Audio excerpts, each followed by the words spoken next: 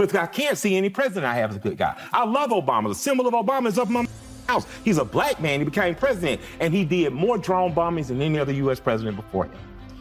He and Hillary Clinton disturbed a country called Libya, in which you used to have a free house, free education, free, and now it's not free anymore. And there are people who look like me that aren't free. So as much as I love my republic, you know, it was a very repressive dictatorship. I hear what you're saying. We're living under one now. We ain't storming the fucking White House. It was not. You know what? There's ICE walking down American neighborhoods. Okay, if you think that's the same as Libya, I didn't say the Gaddafi, same. I said repressive. But let's have some perspective. Emails came out. The emails said essentially we were doing it for the French. Like, how long do the French get to live off Haiti, Libya, West Africa? How long before you got to ante up what's in the Louvre? The French are still living off Haiti? Oh, yeah. Well, why can't they fix it then? Why can't Haitians fix it? No, the French. If the French are so involved. There's no interest in color. Don't you read France Fanon? Did you read Wretched of the Earth? You dated enough black women to know this. You know that. Yeah, I mean, the French. You got to tell them at night. The French pulled out of Haiti like in 1806. No, what I'm saying though is Haiti has been punished since 1806. Yes. Frederick Douglass wrote about this too, for being an example that you can without colonizers. And to end colonization is going to take some form of violence. I think anyone who threatens colonies or the colonists are crushed. So whether Gaddafi was ultimately, in my eyes, good or bad, I mean, the people who are better than what they have now. The people who have been repressing the people in Haiti for a very long time are not French. Shit, me. They're other Haitians. When Bill Maher sat down with rapper Mike Bigga on his show, the energy shifted the second the cameras lit up. Maher came ready with his usual quick, cutting humor, while Mike showed up with the same raw honesty that never asks for approval. What unfolded wasn't a simple conversation. It was a full-blown collision. Two worldviews crashing together, mixing politics, culture, and pressure so thick it felt like sparks flying on set. Buckle up, because what followed wasn't just heated, it was electric. Let's get into it. Because we're just picking sides right now, and George Carlin said years ago, you know, it's a club and you ain't in it. What we're doing is picking members of the club who are going to fly on a jet together afterwards, whether they're Democrat or Republican. They're buddy-buddy. They went to Harvard, they went to Yale, they went to Morehouse, they went to Howard together. They're still going to be friends after. The bourgeoisie and up, that class is going to be okay. But we, the working class, the people who got to wear shit like this to work every day, we're going to get over in this. And people who wear shit like this every day usually do this and say yes, sir, and no, sir. So for me, I would rather our soldiers be strictly adherent to the United States Constitution and not follow any order that's unconstitutional. Again, you're asking, I mean... the military is just different. I'm sorry. You're asking kids who probably don't know anything about the Constitution to make that decision. Well, we got to fix that too, Bill. Like, I know, but we haven't fixed it. But right now we have it. Schoolhouse Rock on Saturday. It's like... Here's the setup. A group of 6 Democratic lawmakers, all military veterans with intelligence backgrounds, argued that U.S. troops had the legal right to refuse direct commands from their leaders. Their claim came in response to Trump's suggested military move against Venezuela. Mike Bigga grabbed onto that idea, saying soldiers should have the moral room to decide which orders they follow. Maher pushed back hard, warning that asking young recruits to make high-stakes ethical calls in the middle of conflict is reckless and unrealistic. And that friction lit the fuse for an even bigger showdown. Let's keep going. We got to do something, brother. We can't just have an ignorant proletariat. I know, but like, you'd be okay if they did that with Obama, because he blew up some. Yeah, I don't give a fuck. He blew up some wedding parties. I was going to hold, so I wasn't going to talk about this, right? Ooh, yeah. We killed Gaddafi. We knocked him off the motherfucking face. Sure, absolutely. Right? Yeah. Right? You're like, absolutely. But as a black person, I saw slavery return to Libya. I saw a man who was willing to help black people in their plight and their struggle by giving billions, ignored. I saw someone who wanted to unite Africa under one currency and have a potentially United States of Africa, and I know how dangerous that is to Europe and the United States. I saw that crushed, and as an American, I had to shut up, go with the Republic. But that's something, if I ever had a chance to talk to Obama, I'd really say, so you see Gaddafi good guy? I see Gaddafi has been not as bad as they said. But I can't see any president I have as a good guy. I love Obama. The symbol of Obama is up in my house. He's a black man. He became president, and he did more drone bombings than any other U.S. president before him.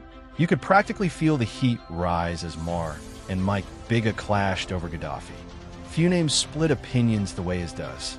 Some paint Gaddafi as a leader who transformed his country, while others remember him as one of Africa's most brutal strongmen. And the divide around Obama isn't much different. To some, he represents progress and promise, while to others, he navigated politics with cold calculation. With two bold voices arguing about two equally polarizing figures, the room's energy shifted instantly. Every line carried weight, and each counterpunch landed harder. Now, back to the confrontation. He and Hillary Clinton disturbed a country called Libya, in which you used to have a free house, free education, free, and now it's not free anymore. And there are people who look like me that aren't free. So as much as I love my republic, you know, it was a very repressive dictatorship. I hear what you're saying. We're living under one now. We ain't storming the fucking White House. It was not. You know what? There's ICE walking down American neighborhoods. Okay, if you think that's the same as Libya, I didn't say the Gaddafi, same. I said it's repressive. But let's have some perspective. All right. Because it's very. Before y'all go smoke. I really like this. It's very easy to lose. And when the emails came out, the emails said essentially we were doing it for the French. Like, how long do the French get the off Haiti, Libya, West Africa? How long before you got to ante up what's in the Louvre? The French are still living off Haiti? Oh, yeah. Well, why can't they fix it then? Why can't Haitians fix it? No, the French. If the French are so involved. There's no interest in color. Don't you read France Fanon? Did you read Rich of the Earth? All right, this is where things really take a turn. Honestly, are we all getting worn out by this constant claim that the West is behind every crisis on the planet? After a while, the argument starts sounding like a broken record stuck on repeat. How long do we keep blaming everyone else instead of examining what's happening at home? Sure, history is real, and yes, foreign meddling has created serious damage. But does that automatically make the West responsible for every issue today? At what point do countries own their choices, their leaders, and the results they create? You know, you date enough black women to know this. You know that. Yeah, I mean, the French. You got to tell them at night. The French pulled out of Haiti like in 1806. No, what I'm saying though is Haiti has been punished since 1806. Yes. Frederick Douglass wrote about this too, for being an example that you can without colonizers. And to end colonization is going to take some form of violence. I think anyone who threatens colonies or the colonists are crushed. So whether Gaddafi was ultimately, in my eyes, good or bad, I mean, the people who are better than what they have now. The people who have been repressing the people in Haiti for a very long time are not French. Shouldn't me? They're other Haitians. You don't really. They're Haitians that are put into Papa place. Doc Duvalier let's not act like we don't put dictators into place. Okay, but they're not French. Yeah, I was about to say, we help them come to power. They're not French. They're not Americans. They are Haitians. So the benefits, they're Haitians. No benefits go to the French from Haiti anymore. Tell me what. I'm not aware of that. I'm just saying, Haiti still tell me, what's going on? As far as I know, Haiti's still sending money to France, that's all. And this is the real issue with people who toss out sweeping statements, make loud accusations, and deliver them with total certainty, right up until you ask for details. The moment Maher pushed for an actual example, the whole argument started to shake. Mike claimed France is still profiting from Haiti. But when Maher asked him to break that down, the explanation got blurry, suggesting Haitians still send money to France. What money? Through what channel? Are we talking taxes, old debts, trade deals, reparations? None of it was spelled out. The claims sounded impressive until it needed proof. And we need to do more to help countries like Haiti, especially. So what's to do more? I would say we need to reparate countries we've colonized. There's a payment to be made to help countries get. So we took Libya. What have we done to help their country become democratic and get back in a better state? What have we done to help Haiti do it? Haiti is the reason we got Louisiana and West of that. America really owes Haiti. We kicked the French's ass so bad, it was like, we'll sell New Orleans. Y'all have the Saints. Okay, y'all have Donna. I mean, you can stay mad at the past forever, but at some point you got to move forward and make things better in the future. I'm not saying I don't want to move forward. I'm just saying put something in my pocket for your socket. You know what I'm saying? Yeah, let me have something for my move forward. That's how we. And here we are again with one of the most recycled talking points in the woke playbook, reparations. No one is pretending the past was harmless. Real atrocities happened, real people suffered, and the scars are part of history.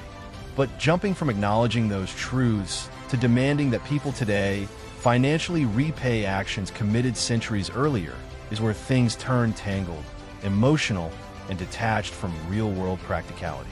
Studying history is one thing.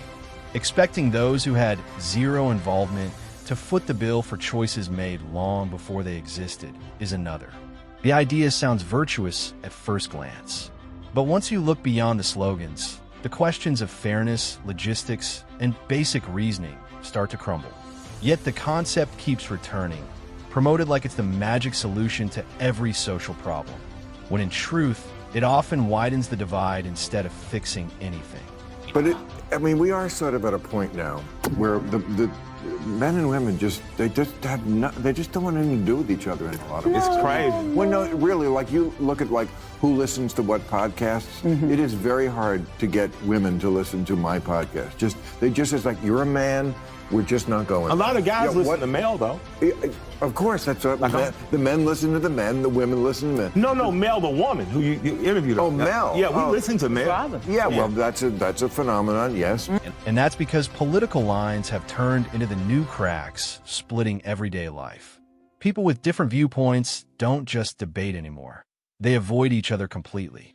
It's especially intense on the left, where sticking to every approved belief has become almost a social rule. Miss one talking point, skip one expected stance, and suddenly you're treated like a problem instead of neighbor. Maher even shared the story of the woman who ended her entire marriage because her fiancé didn't have a strong take on Black Lives Matter. He wasn't opposed. He wasn't dismissive. He just didn't have a polished opinion ready to recite. And somehow that alone ended a relationship meant to last forever. That's how bizarre things have gotten. Politics has taken the place of personality. Compatibility no longer hinges on kindness or character. It depends on whether two people can pass each other's ideological checklist. And when political allegiance outranks actual human connection, everything from friendships to marriages starts to break down. It is very hard to get women interested in anything men are saying these days. It's just that they just think that we're just a bunch of knuckle draggers, and they have a lot of evidence for that. Damn. And men are incels, and they're not engaging women in the way women would like. They need to be courted. They have not changed as much as we would like to think, or some people would like to think. Women are still the women I remember as a youth. Okay, they still want the same things. We don't want your shit. We're tired of it. We're exhausted. I mean, we are exhausted. We need it. No, I'm not. Of course you're needed. I mean, don't tell me, because I can spell that out. Of course you're needed, but we're tired of taking your. We don't want to feel down all the time. Right. We don't have to feel responsible for picking up, taking care of your and then dealing with your Drained. We're tired of it. Yeah. Right. Our TV shows, movies, sitcoms, and online sketches keep recycling the same tired image. The dad who can't manage simple tasks. The clueless boyfriend who never gets it. The husband painted as a harmless idiot who always needs correcting. Repeat that caricature long enough and it starts to feel real, and men absorb it. Some shrink themselves, scared of being called controlling or old-fashioned. Others drift through relationships unsure of what their role is supposed to be. Many just back away, convinced masculinity itself is something to feel guilty about. That's why more people are pushing for a healthier version of traditional masculinity. Not the loud, toxic stereotype thrown around in debates, but the genuine kind. A masculinity that offers stability without dominance, protection without pressure, and support without seeking applause. A balanced masculinity that complements women instead of competing with them, and restores dignity to both. Dude, guys are changing the tires, guys are raking the yard, guys are doing what they're supposed to. Like, guy shit may not come up on a daily basis. It may not be picking the kids up from school, doing the laundry every day, right? But when the door gets kicked in at 3 in the morning, the shotgun, it better be a guy. You know what I mean? Like, so I'm just, there is, right. What I think is that. We have some use. Yeah, some use. You know what I mean? We pick up heavy shit. We have some use. But women can pick up heavy too, you know that. No. I bring my own trash out. I rake my own damn leaves. No, for real? Yeah, have me a glass of wine. Bill, I can do any damn thing. You got No. You said some plain shit. Listen, I'm gonna tell you the guy I admire. Men do have value, and it was surprising to watch Maher sit back while Donna Brazile went on about men supposedly dragging around endless baggage. Sure, men have flaws like anyone else. But reducing an entire gender to a stereotype ignores what men bring to the table every single day, especially when it comes to physical labor, protection, and stepping into roles that require sheer strength. It's usually men who show up quietly and consistently, lifting, hauling, repairing, and handling the demanding tasks no one celebrates. And it doesn't end there. In most homes, men take on the hands-on jobs, fixing leaks, maintaining appliances, mowing the lawn, handling yard work. None of it is glamorous, none of it earns applause, but it keeps households running and families comfortable. Men aren't perfect, but their physical and practical responsibilities matter. Acknowledging that doesn't diminish anyone. It simply recognizes the essential ways men support daily life. And yes, it's funny, but let's be real, most men aren't living like Stedman. The rest of us have responsibilities. We owe it to our wives, partners, and families to get out into the world and work. Hustling isn't just about earning a paycheck. It's about showing up, taking ownership, and building a stable life for the people who count on us.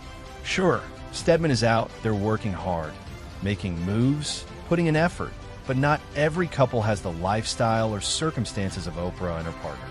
For most men, life is far less glamorous. The work we do is grounded in everyday reality, paying bills, saving for the future, and making sure our families are safe, secure, and thriving. At its core, being a man isn't about fame or status. It's about responsibility, consistency, and doing your best to create a stronger future for the people who rely on you. Hustle, discipline, and commitment are the real signs of success. Men matter, not because they're perfect or polished, but because of the concrete ways they contribute to their homes, their families, and their communities. From carrying heavy loads to keeping households running, from protecting loved ones to grinding for a better tomorrow, men play vital roles that often go unnoticed. Culture might mock them, but that doesn't erase their worth. True masculinity is built on accountability, reliability, and steady effort, not ego or bravado. Recognizing that doesn't diminish anyone else. It restores balance and honors the quiet, consistent work that keeps life moving. And with that, we wrap up today's video. If you enjoyed it, hit the like button and subscribe for more content like this. Thanks for watching, and I'll see you in the next one.